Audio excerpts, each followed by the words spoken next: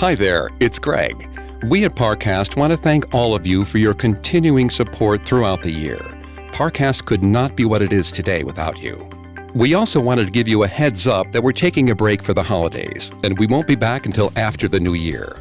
But since the season is all about giving, we do have something special lined up for the next 2 weeks, so be sure to tune in. In the meantime, enjoy the season, and we'll be back the first week of January with your regular programming. Have a happy and safe New Year. Due to the graphic nature of this haunted place, listener discretion is advised. This episode includes discussions and depictions of death and suicide. If you or someone you love is struggling with suicidal thoughts or the impulse to self-harm, please seek help.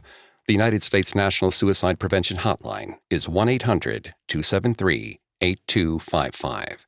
We advise extreme caution for children under 13. As Victor's sled dogs approached the cabin, they began to slow their pace. The race organizers told him that he should leave an offering there, and it was as if his dogs had heard. But he was only a half mile behind the lead and desperately wanted to catch up. There was no time to stop, so he called to his pack encouragingly. "Faster," he said. But the dogs only whined, and when the sled stopped near the cabin steps, a few sat down in the snow and refused to move. Even his two pack leaders, Summer and Socks, seemed hesitant to go forward. Summer was growling at something in the distance. A rabbit, maybe. But when Victor gazed into the dark woods just past the cabin, he noticed a figure standing behind a bush. It was a tall woman in a tattered coat of old furs. She waved to him, beckoning him closer. Without thinking, Victor took a step forward, curiosity taking over. But Summer barked and pulled at her harness, stopping him in his tracks. Victor told her to be quiet and continued toward the woman. He thought she must have been a local from Caltag and had gotten lost. But there was something odd about her.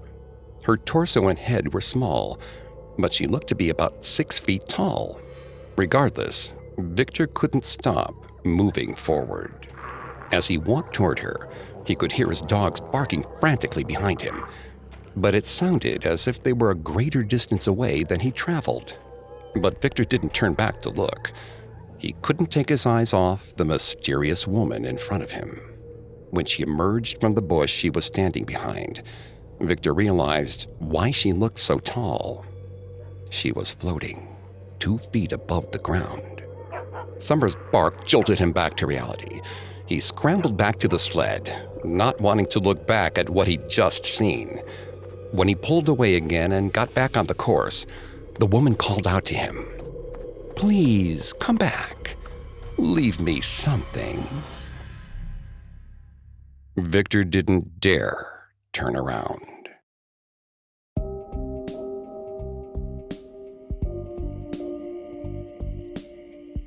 Welcome to Haunted Places, a Spotify original from Parcast. I'm Greg Polson. Every Thursday, I take you to the scariest, eeriest, most haunted, real places on Earth. You can find all episodes of Haunted Places and all other originals from Parcast for free on Spotify. And every Tuesday, make sure to check out Urban Legends. These special episodes of Haunted Places are available exclusively on Spotify. This week, join me on a supernatural journey to the Iditarod Trail, a race course that runs through 1,000 miles of frozen Alaskan wilderness, and discover why, to this day, it's haunted. Coming up, we'll meet the ghosts of the remote Alaskan wilds.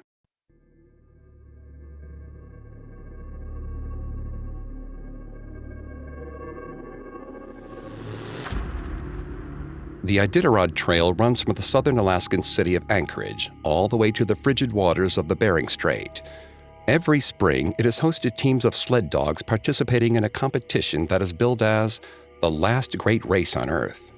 Dog teams and their leaders, known as mushers, come from all around the world to compete, despite some of the most unforgiving terrain in the Western Hemisphere. Prior to the Europeans' arrival, Much of the trail was used by the indigenous peoples of northwestern Alaska as a trade route between villages. They traveled through the knee-deep drifts with snowshoes or dog-sleds. But in the late 1800s, when the prospectors began flooding the area in search of gold, the indigenous people found traditional trails like the Iditarod suddenly overtaken by settlers. But few of these travelers were equipped to handle the harsh climate of the Arctic. Many perished before they ever reached the fabled gold fields of Alaska, leaving more than just their bodies behind.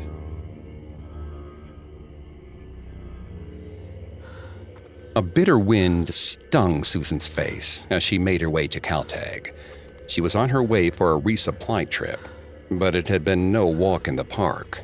She'd never seen the snow this deep. A storm was blowing in, and she knew it wasn't the best idea to make the journey, but she had no other choice.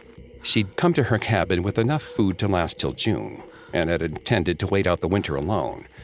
But then, what was that old saying? Ah, yes. Man plans and God laughs. All her food had run out. In January, she found mold growing on her potatoes. She tried to eat one anyway, and ate some more food after that, but vomited for 3 days straight. A few weeks later, an animal broke into the cabin and made off with her dried reindeer meat. Then there was the young man who'd showed up at her doorstep begging for a place to stay, and she didn't have the heart to turn him away. He'd been the only man in the area who'd been kind. The other men at the prospector camps had leered and joked about a woman her age setting off for gold fields. They told her to go home to her grandchildren, or stick to knitting. She gritted her teeth and ignored them for the most part. But the farther north she went, the worse it got. The people in Caltag barely even spoke to her. One man had all but threatened to do her in when she told him where she was planning to make her home. He said that the mountain by the river was a man's hunting ground, and any women who lived there should be cursed to find an early grave. She didn't pay him any mind. She hadn't come here to be around people. She'd come for the gold originally, but stayed for the solitude and peace of mind. Out here, it was just her and the mountain. In the summer, she worked hard, and in the winter, she spent the long nights tucked up in bed with her sketch pad and a bottle of whiskey. So when the young man who arrived at her doorstep didn't ask what she was doing by herself or stare at her short hair and trousers, of course she took him in. He seemed a bit nervous at first, so she offered to cook him a hot meal to get him comfortable. She made a spot for him next to the pot-bellied stove, and while he ate, she sketched. Susan had been drawing her whole life, but her sketches were usually too gruesome to share. She didn't know why she did it, but she often drew people she knew being ripped apart by bears, crushed by falling rocks, or gored by moose. There was something relaxing about putting these bleak images to paper, like if she drew it, it wouldn't happen. When the young man asked to see some of her work, she was hesitant, but she showed him anyway. And somehow he seemed like he understood. Susan decided she might like having him around for a bit. But when she climbed down from her sleeping loft the next morning, the man was gone, along with the last of her provisions. Susan had put off leaving for as long as she could. At first, she'd simply gone out hunting for game, but each day she returned home tired and empty-handed. Finally, she realized that if she delayed a trip to the village any longer, she would become too weak to make the trek. So she put on her bearskin coat and strapped on a pair of snowshoes. She made it a good 20 miles before the blizzard started. The snow was falling thick and fast, making it harder and harder to see. Before long, Susan's vision was lost to an ocean of white. The icy air was like needles, making every breath a painful gasp. Her skin felt like it was ripping from her cheeks. As Susan took another labored step, she heard something snap, and her foot sunk into the snow. She knelt down and held up her snowshoe. It had broken in half. Night was coming on, and the temperature was dropping fast. Susan could feel her pulse slowing, her body getting too cold to pump blood. She'd seen more than a few frozen bodies in her time. If she didn't find a place to wait out the storm, she would surely become another corpse some poor stranger would find the next morning. Susan fell to her knees and pushed the snow into a mound with her broken shoe. Men were always saying that it wasn't the snow that killed you in a blizzard, it was the wind. You had to bury yourself. As she worked, her heart beat faster, and the shivering subsided. Once her mound was big enough, Susan tunneled into it, clawing out handfuls of packed snow until her fingers were numb. When she finally finished, she crawled into the little burrow and lay down. The sound of the wind fell to a low moan, the snow getting heavy on top of her cave. She stared at the snowy white walls for what felt like only a few minutes before her breath slowed to sleep and her mind went strangely blank. Susan woke to the distant sound of a bird. She sat up and crawled her way out of the shelter, emerging into the bright sunshine of a clear winter morning. It was warm out, so warm she didn't even need her coat. As she took in her surroundings, she was astonished to see the bridge just outside of Caltag. The whole time she'd been less than a mile from town. How silly, she thought. She'd made it. She was going to be okay. Susan hobbled into Main Street. The town was mostly empty, which was rather nice. There was a dour-looking man standing outside the saloon, but otherwise, nobody paid her any mind. But when Susan entered the mercantile and asked the shopkeeper for some help, he didn't even bother turning around. This didn't surprise her. The last time she'd gone in, he'd called her an unnatural woman and refused to sell her anything. She'd have to do what she'd done then and pay someone to buy her provisions for her. Back outside, Susan surveyed the glum-looking miners. Children were always eager to make a little cash, and they were usually kinder than their parents. So she picked out a boy loitering by the post office and called out to him. But just like the shopkeeper, the boy didn't turn around. Susan ran up to him and grabbed him by the arm. But the boy just shivered and shook her off, like she wasn't even there. Susan gritted her teeth. Maybe he thought she was begging for money, but she was so tired of being slighted. That boy couldn't be more than 8, and already he was as bitter and cold as everyone else in this town. She was fed up. Susan marched right back into the store, faced the clerk head-on, and declared that her money was just as good as anyone else's. She grabbed an apple and demanded he ring her up. But he only wrinkled his nose, spat on the floor, then headed for the outhouse. Susan shook with rage until she realized something. The clerk had left, and the shop was unlocked. Nobody outside had paid any attention to her, so she grabbed as much as she could carry. Beans, jerky, even a cigar from the display case, threw it in her knapsack, and walked out. Susan's heart was pounding as she left the shop. She tried to look casual, but as soon as she passed the end of Main Street, she took off like a shot. She ran until she reached the woods on the other side of the river, giddy as a schoolchild. But when she tore open the sack and looked inside, she found it was filled with rocks. She frowned, then felt in her pocket for the cigar, but pulled out a short birch twig instead. Susan felt a chill run up her spine and turned around to look back toward the town, but it and the river were gone. The boy in the town had shaken her off. The men had ignored her. She was staring into a long, empty stretch of tundra. Suddenly, she realized why she was no longer cold.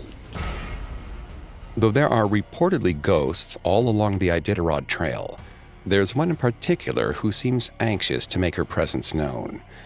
She haunts a small cabin at the base of Old Woman Mountain, a nearly 800-foot peak that stands alone among the pine and spruce forests near the Unalakleet River.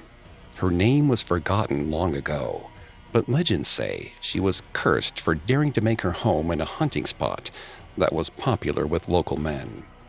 Determined to buck the conventions of her gender, the woman stayed, even long after her body was lost to the cold. Up next, the old woman takes her revenge on an unwitting traveler. Listeners, if you haven't had a chance to check out the entertaining new podcast, Blind Dating, now's the time to binge what you've missed before, catching all new episodes every Wednesday. In this Spotify original from Parcast, we're expanding the places you can meet your match with a twist you'll never see coming.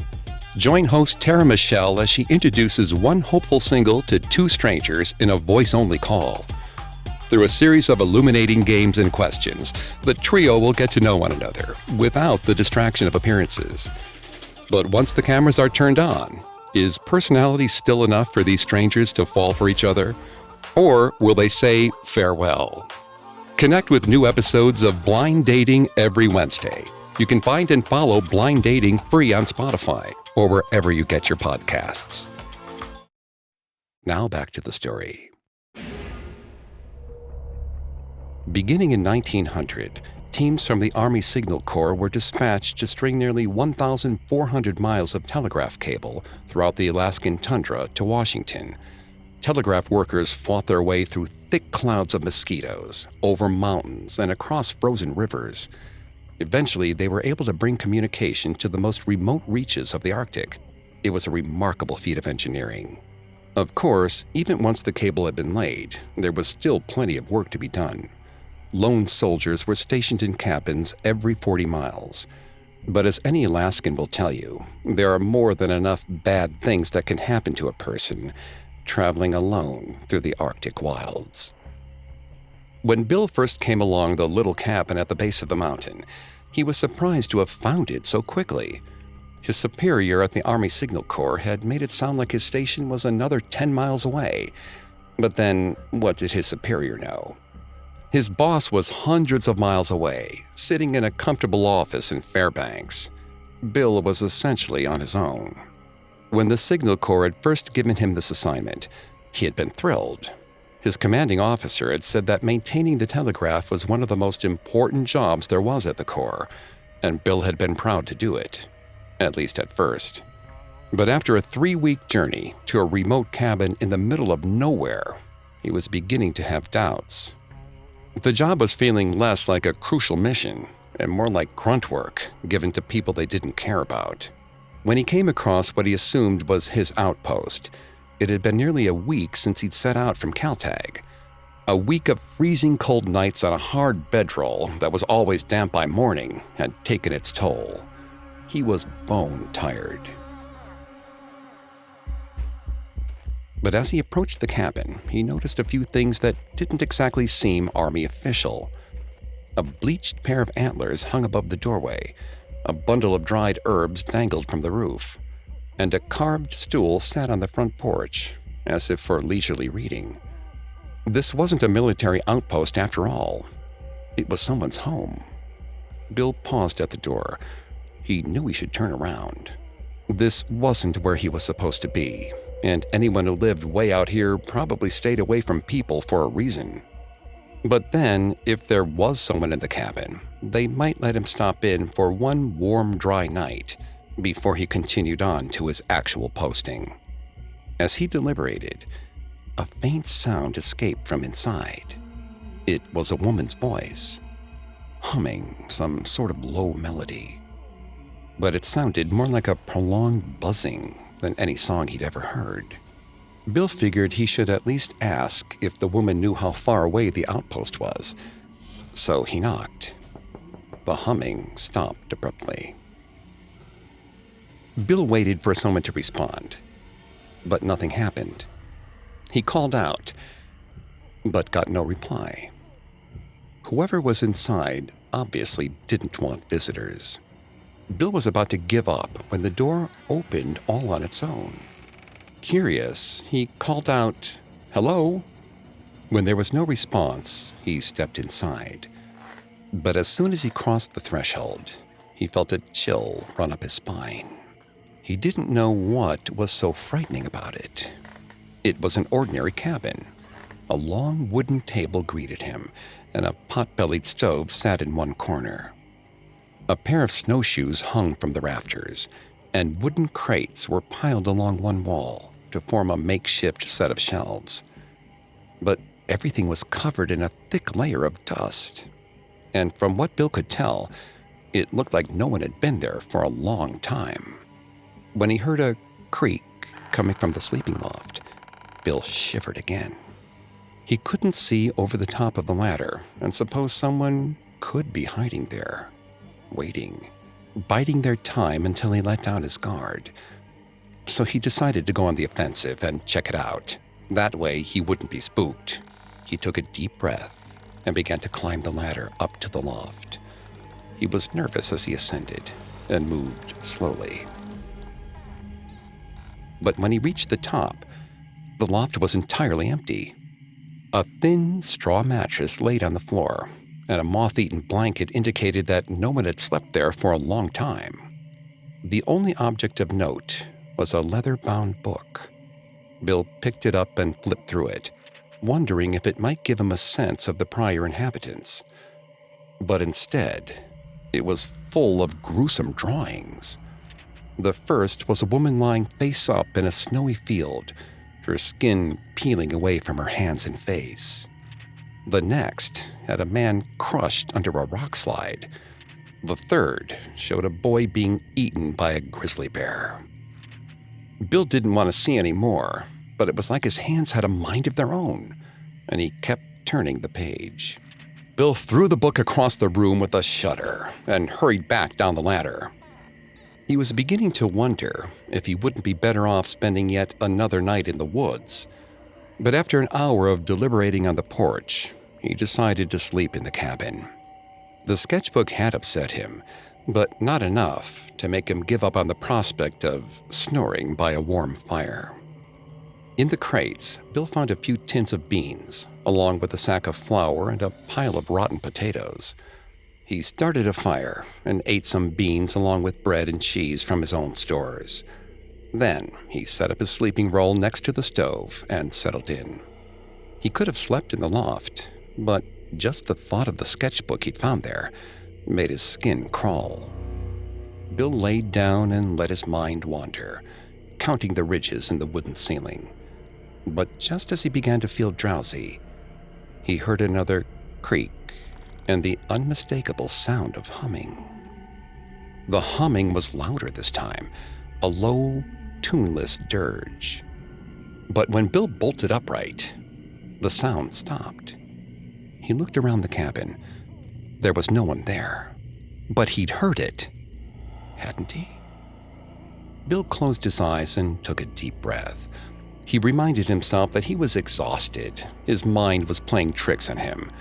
He laid back down and shut his eyes tight. For a moment, there was silence.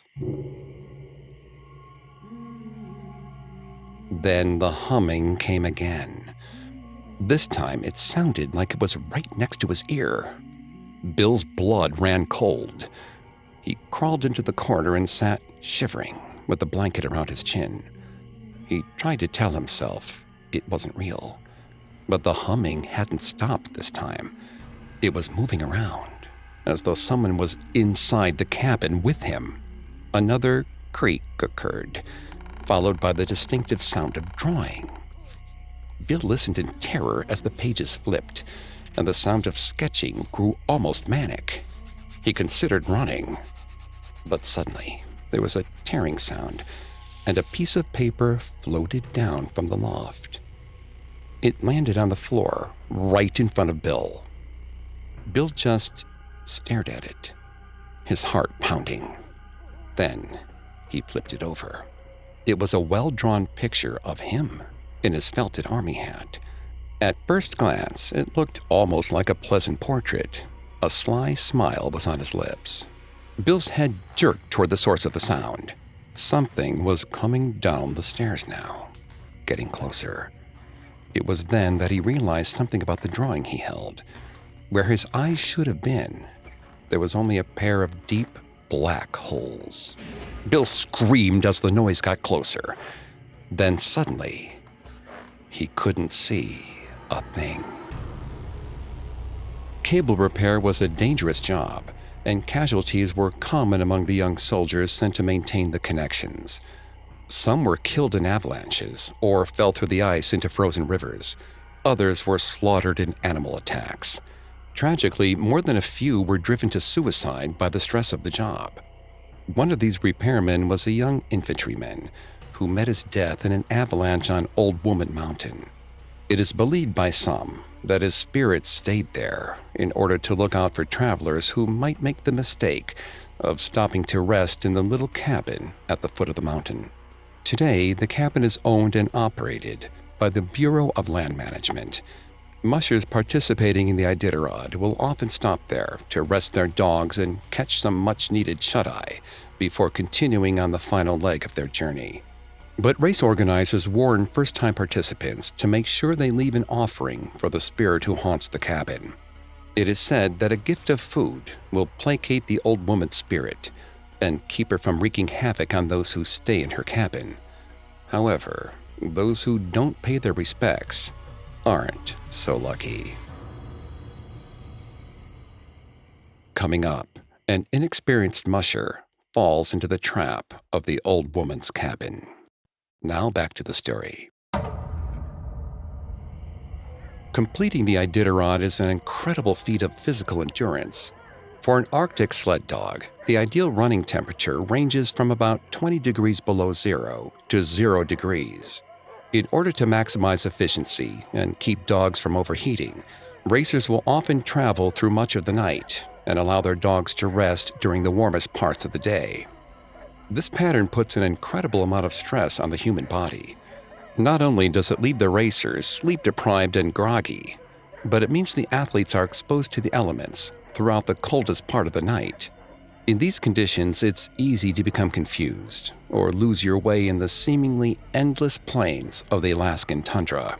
Racers often report having visions and hallucinations during their most demanding stretches of the race. Some of these strange experiences might be caused by the early stages of hypothermia, but some seem too real to be a simple figment of the imagination. As soon as Julie spotted the cabin again, she put her foot on the brake and frowned. She already stopped here an hour ago. She hadn't bothered going inside, but had just paused to let the dogs rest before they continued on. She didn't know how they'd made their way back. She heard stories about the old woman cabin from the other racers, but she didn't believe any of it. Sure, the cabin was a little creepy, but it wasn't haunted. So she decided to stick around for a bit. After 45 minutes, she started to hitch up the dogs and set off in good spirits. But then it started to snow. The first 8 days of the race had been grueling, but the one thing she hadn't worried about was getting lost. Fluorescent orange markers had been placed all along the trail, and even when they were difficult to see, Julie could always tell where the snow had been packed down by the teams that had come before her. Plus, it was easy to find the path when you were at the back of the pack. She didn't mind coming in last. She wasn't in the race to win. She was in it for the adventure. After all, there weren't many people who could say they'd finished the Iditarod. By now, it was day 9, and by the time she came across the cabin a second time, every part of her body ached. She had to cover her nose and cheeks in duct tape to prevent frostbite. The veteran mushers said that everyone hits a wall eventually. You get so exhausted you can barely see straight. They had said it was easy to get lost when you've been awake and on your feet for nearly 2 full days. But Julie hadn't thought that was a possibility for her. She had a flawless sense of direction ever since she was a little girl. Her mother used to say she had magnets in her feet. Wherever she was going, she always knew how to get there. Except, apparently, if she was headed away from this cabin. Julie looked at her watch to see how much daylight she had left. It said 1:30. But that couldn't be right. It had been 2 p.m. when she first left the cabin the last time. She gazed at the steadily ticking second hand in wonder. She must have knocked the dial somehow and accidentally set it back. It seemed unlikely, but it was the only explanation. She took a deep breath. She had just gotten turned around somehow. Someone probably set the markers up wrong. What she needed to do now was get back on the trail and take extra care to look for the tracks of other racers. She gave the command and her dogs leapt into action. But as they picked up speed, the snow started to come down faster and harder. She could no longer rely on the other racers' tracks, so she looked for the orange flags. But as it snowed, they only got harder to see. Suddenly, the ground began to slope downwards, which couldn't be right. The only hill around was Old Woman Mountain, and she knew she hadn't gone up that. With Julie distracted, the sled swerved. The dogs yelped in fear, and Julie stepped down hard on the brakes. They all came careening to a halt, thankfully okay. But when she looked up at the trail in front of her, she gasped. The sled was standing 200 yards away from the cabin. Julie shook her head. Something was very wrong. Maybe she had hit her head, and now she was delusional. She noticed smoke puffing up out of the chimney. There must be someone inside. Probably another racer. She could go in and take a rest, and then whoever was in there could give her directions out of there. Ignoring the protests of her yelping dogs, Julie stepped off the sled and started toward the cabin. As she got closer, she heard the sound of a woman humming. It wasn't a pleasant melody, but there was something about the droning quality of the tune that made her sleepy. She stepped onto the porch, intending to knock, but her eyelids were growing very heavy. Julie sat down on a carved wooden stool and leaned back against the wall of the building. Why go inside at all? It was still snowing, but somehow she was beginning to feel warmer. The dogs in the race could wait. Why not take a nap? Julie began to hum along with the tuneless melody. She closed her eyes and smiled as she sank down into a deep and dreamless sleep. Suddenly, something freezing cold was shaking her roughly by the shoulder. Julie sat bolt upright.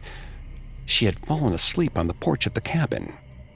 Now she was staring into the eyes of a young man in an antique military uniform. He had an earnest face and oversized ears that stuck out from his wide-brimmed hat. His voice trembled a little as he told her it was time to leave. Julie shook her head blearily and said she didn't know how. The boy nodded and whispered that he would show her. He glanced back at the door behind them and lowered his voice even further.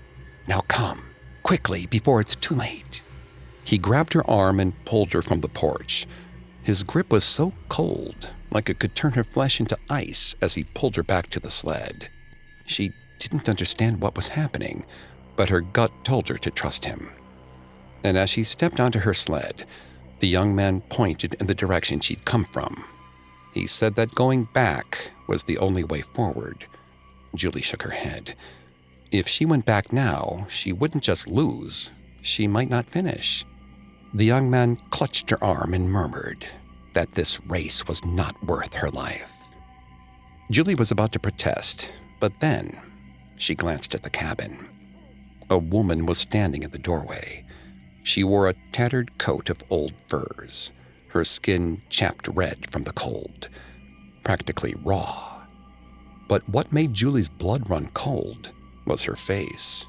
The flesh on her cheeks had been eaten away, exposing the bone white of her jaw underneath, and the whites of her eyes were glazed and icy blue. She looked at Julie, her irises blazing with fury. Then she took a step toward them and began humming. Suddenly, it didn't sound so nice. Julie faced the direction she had come from and gave the command for her dogs to run. Maybe there were some places that were better left unexplored.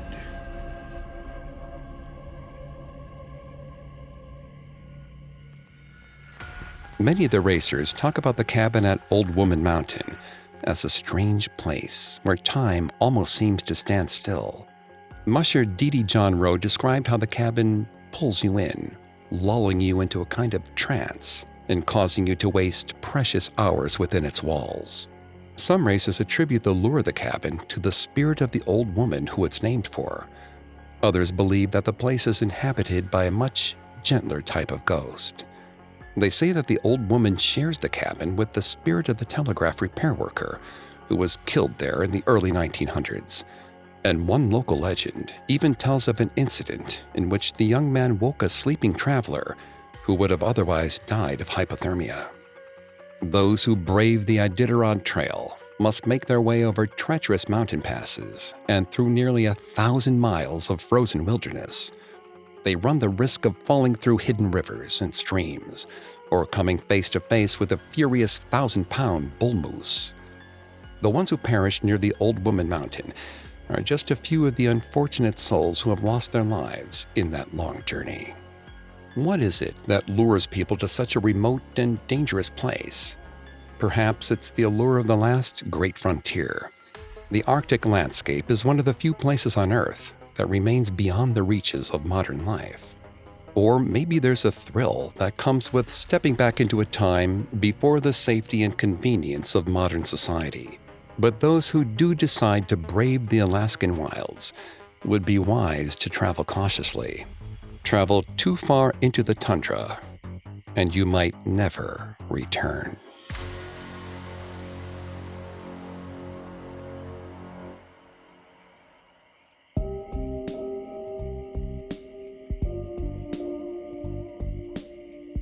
Thanks again for tuning into Haunted Places. For more information on the Iditarod Trail, amongst the many sources we used, we found the Anchorage Daily News extremely helpful to our research. We'll be back on Thursday with a new episode. And don't forget to come back on Tuesday for our Urban Legends series, available only on Spotify. You can find more episodes of Haunted Places and all other originals from Parcast for free on Spotify. I'll see you next time. Haunted Places is a Spotify original from Parcast. Executive producers include Max and Ron Cutler. Sound design by Carrie Murphy. With production assistance by Ron Shapiro, Carly Madden, and Aaron Larson. This episode of Haunted Places was written by Zoe Louisa Lewis, with writing assistance by Alex Garland, fact-checking by Bennett Logan, and research by Adriana Gomez and Mickey Taylor. I'm Greg Polson.